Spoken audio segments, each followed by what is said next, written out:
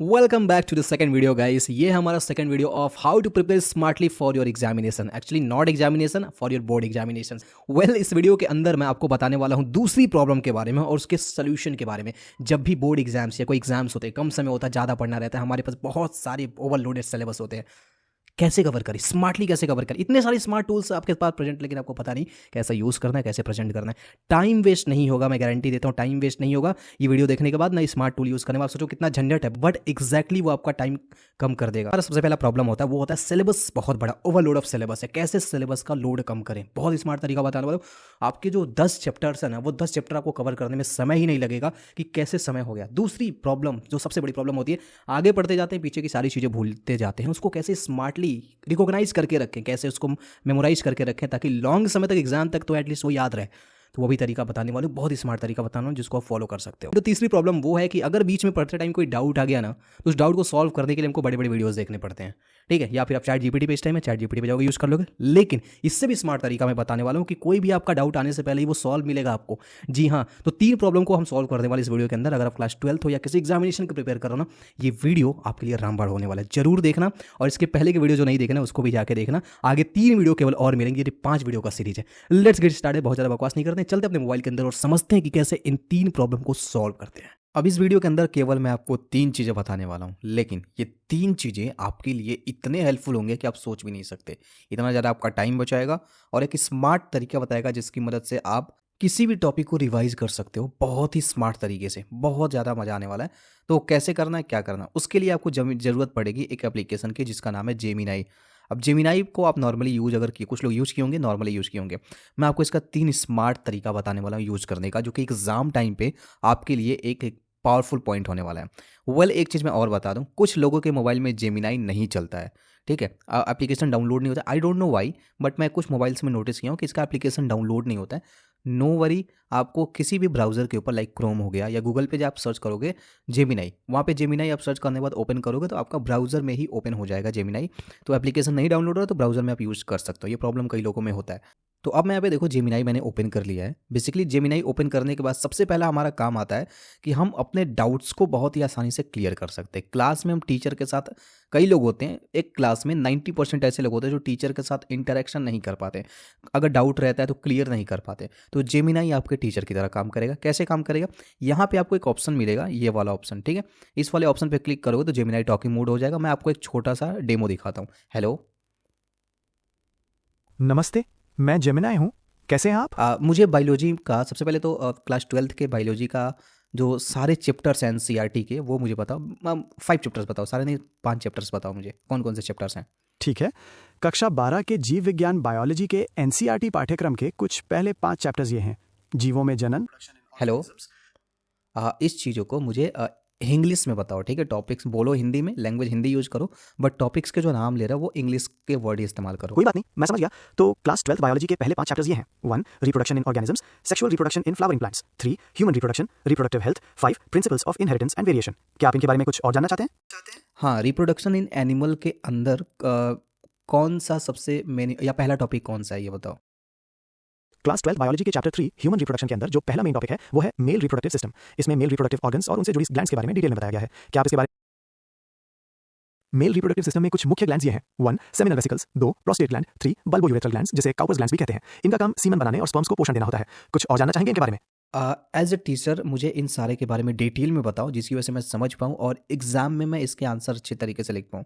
तो मुझे एक्सप्लेनेशन बहुत ही अच्छे से करना, पॉइंट वाइज, और काफ़ी सिंपल लैंग्वेज का यूज़ करना। जी बिल्कुल। चलो इसे विस्तार से समझते हैं। हम मेल रिप्रोडक्टिव सिस्टम के मुख्य भागों और ग्लैंड्स को पॉइंट वाइज देखेंगे। टेस्टिस, ये प्राइमरी रिप्रोडक्टिव ऑर्गन्स हैं। इनका काम स्पर्म बनाना और टेस्टोस्टेरॉन हार्मोन रिलीज करना होता है। सो गाइस, ये था पहला तरीका जिसकी मदद से आप जेमिनाई से इंटरेक्शन कर सकते हो, जैसा कि मैंने आपको छोटा सा इंट्रोडक्शन दिखाया। आप जो चाहो वो क्वेश्चंस इससे पूछोगे, वो सारे क्वेश्चंस का प्रॉपर्ली आंसर करेगा। जिस लैंग्वेज में चाहो उस लैंग्वेज में पूछो, उस लैंग्वेज में ही आंसर करेगा। मैंने दोनों चीज़ें आपको दिखाई। तो ये था जेमिनाई का सबसे पहला यूज। बहुत स्मार्ट तरीका है। आप क्लास में टीचर से सारे इंट्रोडक्शन नहीं कर पाते हो, कुछ लोग होते हैं जो नहीं सारे क्वेश्चन पूछ पाते हैं, तो जेमिनाई से आप जैसे चाहो वैसे क्वेश्चन पूछो। कोई टॉपिक्स आपको नहीं समझ में आ रहा है तो उसके बारे में डिटेल में इन्फॉर्मेशन, कोई टॉपिक्स है, कुछ सारे नाम से याद करने आपको नहीं पता है, उसके नाम कैसे याद करूँ ताकि मुझे याद हो जाए, तो आप जेमिनाई से पूछोगे कि मुझे इन सारे नामों को कोई ऐसा स्मार्ट तरीका बताओ या शॉर्टकट तरीका बताओ या ट्रिक बताओ जिससे मैं सारे नामों को याद कर पाऊँ। वो बहुत अच्छे अच्छे आपको ट्रिक बताएगा और सारे नामों को आसानी से याद कर पाओगे। बहुत से स्मार्ट तरीका है। अब ये तो होगी पहली बात। दूसरी बात बहुत ज़्यादा इंपॉर्टेंट है। इंपॉर्टेंट ये है कि हमको रिवीजन करने के लिए एग्जाम के टाइम पे प्रीवियस ईयर्स के क्वेश्चन पेपर चाहिए होते हैं। ठीक, अब हम प्रीवियस ईयर्स के क्वेश्चन पेपर कैसे निकालें? तो प्रीवियस ईयर क्वेश्चन पेपर के लिए हम जाते हैं ब्राउजर पे, सर्च करते हैं अलग अलग जगह और प्रीवियस ईयर्स के क्वेश्चन पेपर निकालते हैं। लेकिन मैं आपको दो चीज़ें बताने वाला हूँ इसके अंदर। बेसिकली सबसे पहली बात करते हैं प्रीवियस ईयर्स के क्वेश्चन पेपर निकालने का तरीका। तो जेमिनाई पे ही आपको आना है और यहाँ पे आपको लिखना है, मान लो क्लास 12th है मेरा, मैं लिखता हूँ क्लास 12th CBSE बोर्ड, आपका जो भी बोर्ड है बोर्ड लिख लेना, CBSE बोर्ड। उसके बाद हम यहाँ पे लिखेंगे 5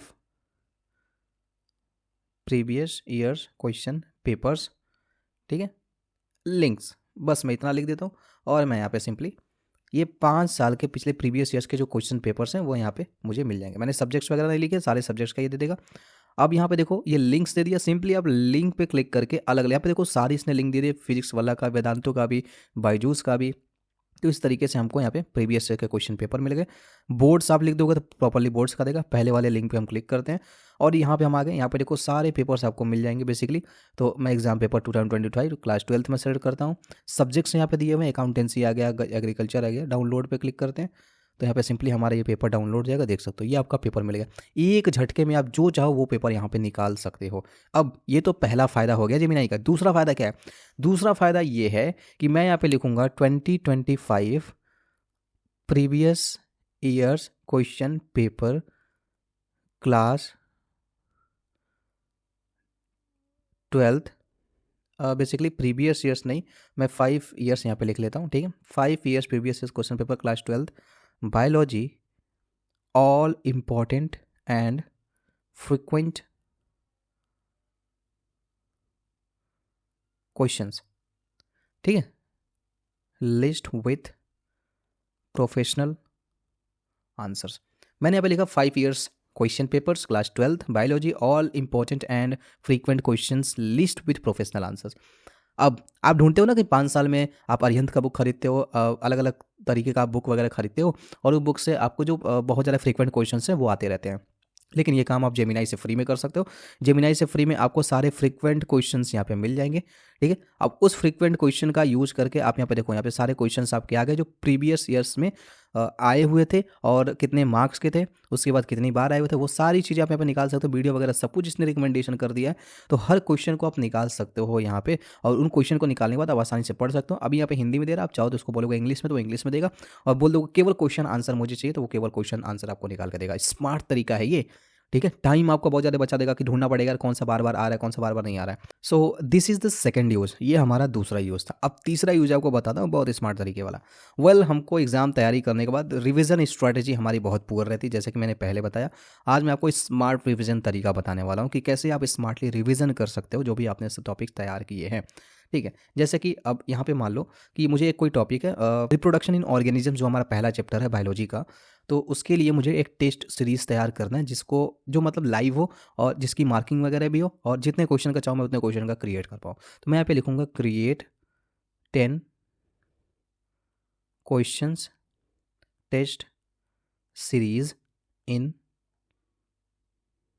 objective format biology class 12th reproduction इन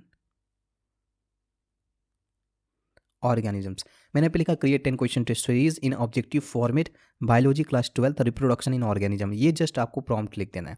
अब ये प्रॉम्प्ट लिखने से आपका क्या होगा, ये एक टेस्ट सीरीज तैयार करेगा। अब छोटी सी गलती यहाँ पे ये होगा, ये बार बार हिंदी में दे रहा है तो हम यहाँ पे थोड़ा सा इसको एडिट कर लेते हैं और इसको लैंग्वेज भी हम इंग्लिश में प्रोवाइड कर देते हैं, इन इंग्लिश। ठीक है, अब इससे आपको जो भी आउटपुट्स वगैरह आएगा वो सारे इंग्लिश में आएंगे। देखो यहाँ पे ये आपका एक लिंक देगा, इस लिंक को हम ओपन करते हैं सिंपली। पहली बार आप ओपन करोगे तो हो सकता है ब्राउजर में आपको लॉगिन मांगे, या आपका लॉगिन रहेगा ईमेल आईडी तो नहीं मांगेगा। मेरा पहले से लॉगिन है तो नहीं मांग रहा है। देखो 10 क्वेश्चन का हमारे पास ऑब्जेक्टिव आ गया। मान लो ये हमारा पहला क्वेश्चन है, मैं इसको क्लिक करता हूँ, आंसर गलत आ गया तो यहाँ पे दिखाएगा आंसर सही क्या है, क्यों सही है वो भी।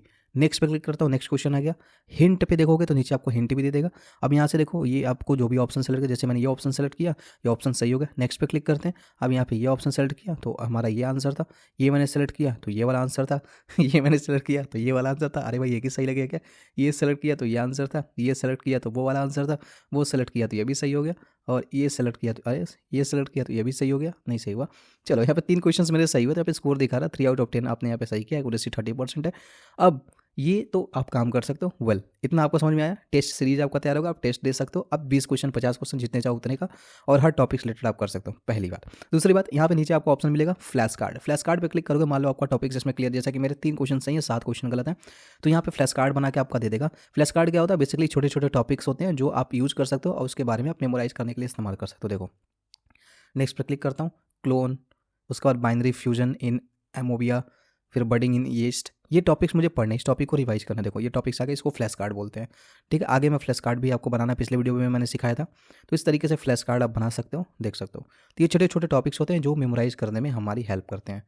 तो well this is all about this video, और आई जस्ट होप कि आपको इसमें समझ में आएगा। मैंने 3 तरीके बताए, तीनों बहुत ज़्यादा स्मार्ट हैं, और आपका जो स्टडीज की टाइमिंग है बहुत ज़्यादा फास्टर कर देंगे, और रिवीजन स्ट्रैटेजी को बहुत ज़्यादा स्मार्टली तरीके से इंप्रूव कर देंगे। तो ये आप तरीके इस्तेमाल कर सकते हो, चाहे आपको फॉर्मूला याद करना हो, डेट याद करना हो, डेफिनेशंस याद करने हो, सब चीज़ें आप यहाँ से सब चीज़ें आप यहाँ से याद कर सकते हो। प्रोफेशनल आंसर्स मंगा सकते हो जो कि आप एग्जाम में लिखने के लिए बहुत ज़्यादा यूज कर सकते हो।